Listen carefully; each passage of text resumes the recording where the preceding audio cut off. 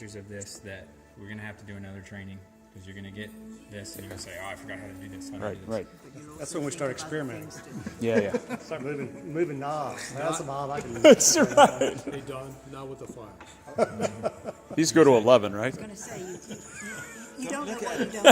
Right. Don't even look at it. Between Jerry, Ron, Jim, and Dan, you have to pick a piece of music that we can play after the 7:45 worship on Sunday. And plug your phone in. Beyond Guns. Well, it's your choice. And I appreciate AC/DC. that. Do I have to fess up that I? Thunderstruck. Time to ask about isolating feedback. We're going to go over the parametric EQs and those types of things. All right. So the next section of this, I've got half an hour, right? All right. So I think I can do everything I need to do in half an hour, and then we can do any questions or things like that after. Cool. So the next portion after this is all of this other fancy stuff that allows you to individually control the channel. So what I always have to remind people to do is you have to select whatever you want to control.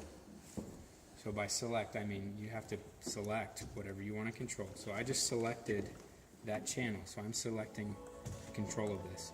So up here, everything's nice and labeled. This is your preamp. So by preamp, it's meaning the gain in and out of the console.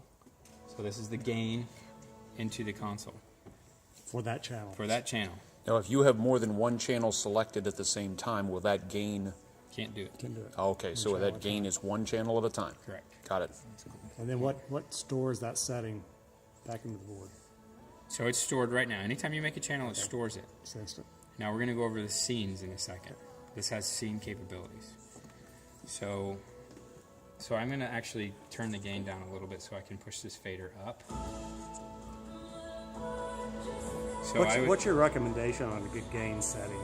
try and get to 0. Okay. So if you're looking at the meter, there's a meter right here. It's really hard to see, but there's a 0, minus 10, minus 20. Okay.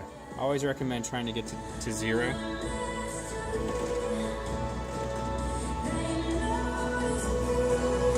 have plenty of what they would call headroom. Yeah. When we were in here earlier taking measurements, I'm going to push it just for a second to give you an idea. How loud do you think that is? dB wise, if you're familiar with dB. 20. Minus 20. It's more than that. It's No, probably Is it? pushing 80. It's about 86. 86. So believe it or not, that's pretty good because it seems loud, but it's under 90. Yeah, no kidding. So that's how well balanced the system is. So that's your gain. This is the section of parametric EQs. So before I was doing a training last week with the same console. This is a touch panel. So you can touch whatever you need to touch inside of here to get control of what you need to control. So this is your parametric EQ. Anybody know the difference between a parametric and a graphic? Yep. Okay.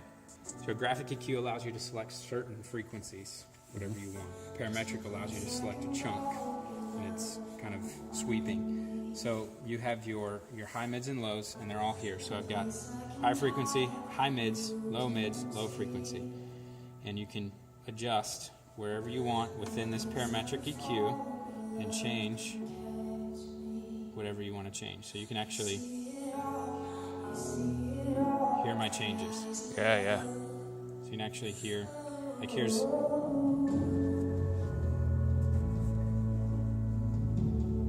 you can actually hear me changing and adding or taking away. You can make that band pretty narrow, but just like any parametric, it's still going to get a little bit of the frequencies around it. So you can do multiple. You've got 4 bands of parametric. So this is where he's talking about if you have issues with feedback, you can take multiple frequencies at the same time. So you have 4 parametric filters. That makes sense. So how would you go about identifying which mic is giving you the feedback? So the way that I've done it in the past is I look for which one's kind of lighting up and giving me the peak. So because I've been doing it so long, it kind of comes naturally. My eyes see which one's jumping. I just catch it because I know. But that's how you're going to know. You're going to see which one's peaking. You can say, oh, that's it right there. You just pull it down. Yeah, it's all about response time. So you can either pull it down, or you can be like me. We'll actually do this here in a second. Let me get this EQ back to normal-ish.